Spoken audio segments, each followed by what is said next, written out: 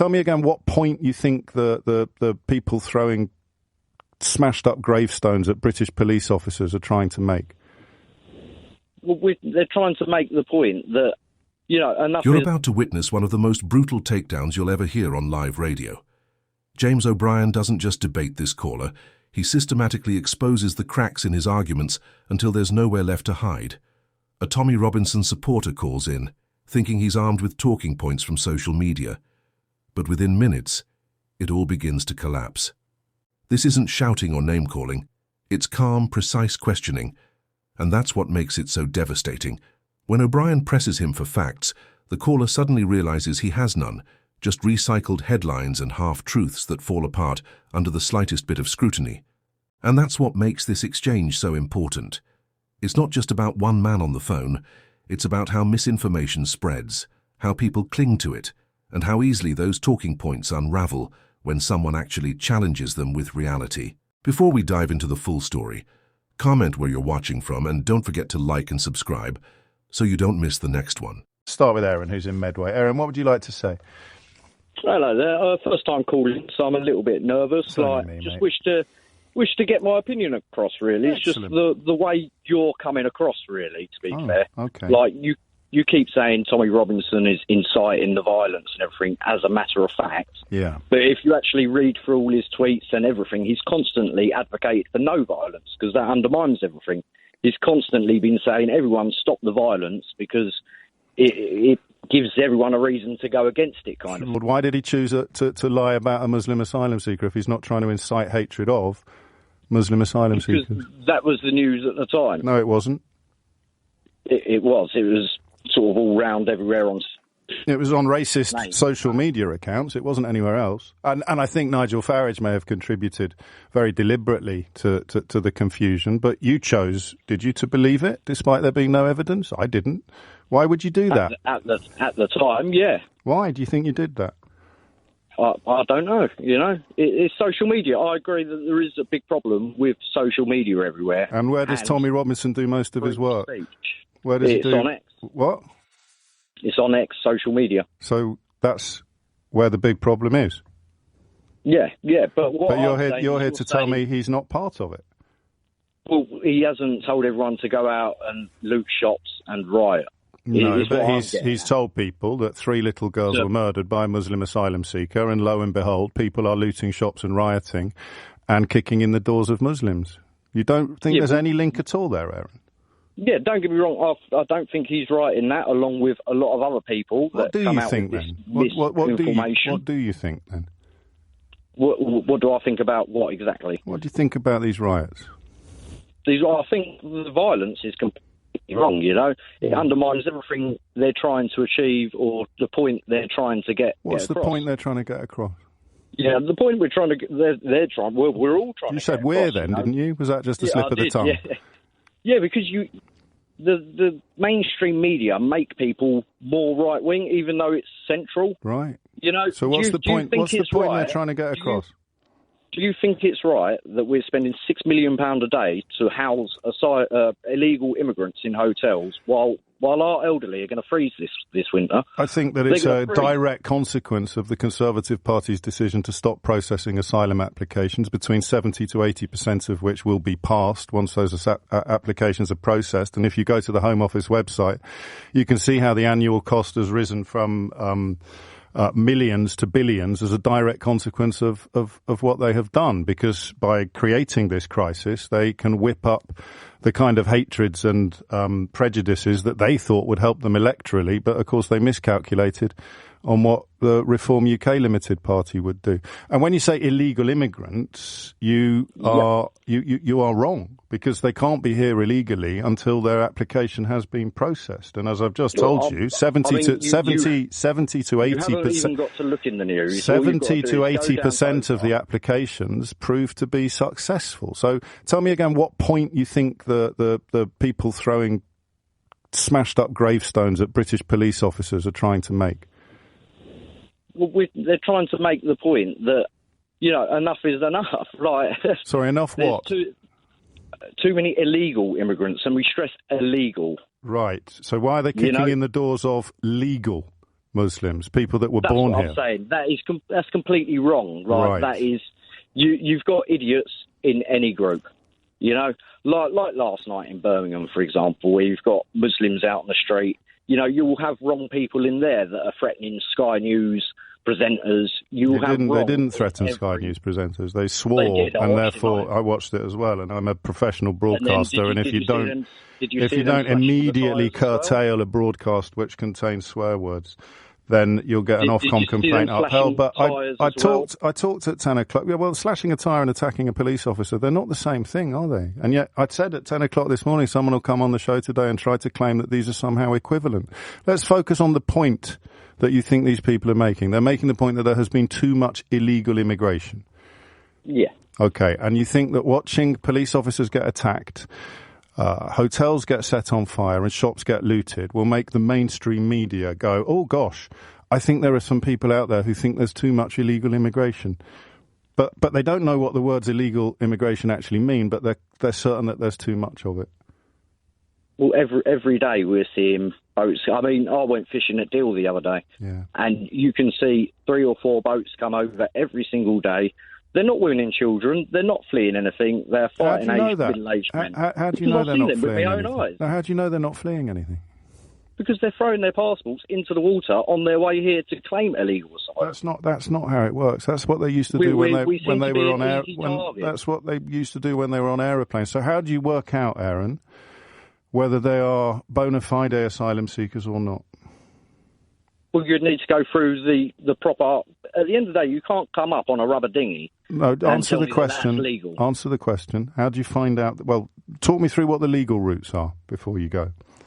Legal routes are applying properly, isn't it, through visa? How do you do that? You can't just rock up on. Where do you do that? Where do you do that? I honestly don't know because. But you have to know, Aaron. Do you see why you have to know? Because you're on national radio expressing strong opinions which are built on nothing. Tell me how you apply. Tell me how you apply for asylum in this country. If I was to turn up on a beach, just tell me how you do it. Some other country, tell me how you do it. That would be illegal. Well, how do you think they got to here? They've passed through loads of countries, mate. Illegally. Not illegally. They are asylum seekers until their application is processed. So tell me how you apply legally. I don't know because I'm not an asylum seeker. But you're so certain that they're bogus. You're so certain that they're fraudulent. You're so certain that they've got loads and loads of other choices. And I ask you what those choices are, and you say... Well, what are the statistics for the amount of illegal immigrants that have come over here this year? I've told you that the rough average is between 70 and 80% of applications processed will be found to be valid. That's too much, you know. What do you mean that's too much? That's counting. That is saying, are you a genuine refugee? And the answer, after very, very stringent testing now, as a consequence of the political environment that you're part of, the answer comes back, yes, you are a genuine refugee. Yeah, I don't know. All I'm saying is, you know, you're spreading misinformation. What misinformation? The misinformation that everyone that's against illegal immigration is just racist. Just run me by when I said that. Earlier, you're constantly just saying, tell me what I said. The fascists. Yeah, the rioters. I'm talking about the rioters and the people that have incited them. I'm against illegal immigration. I think that when people's applications are found to not be valid, they should be removed from the country. So what's the misinformation then? For the Rwanda bill then? No, those are people whose applications were found to be valid would have been sent to Rwanda or forced to stay in Rwanda. Where would you recommend we send these illegal immigrants? You're saying you want them out the country. Where are we sending them? It doesn't matter, does it? You send them back to their country of origin because they will be safe there. Are we doing that? Well, we'd like to, but we can't because the backlog of process of applications that haven't been processed as a consequence of conservative policy designed to appease people like the rioters and shall we say their fellow travellers has caused a bottleneck that Keir Starmer now has to sort out. So everything you've told, and just before you go, tell me what I've said that's not true. Well, saying that Tommy Robinson's inciting violence while these riots. So why did he lie about a Muslim asylum seeker? Not the start.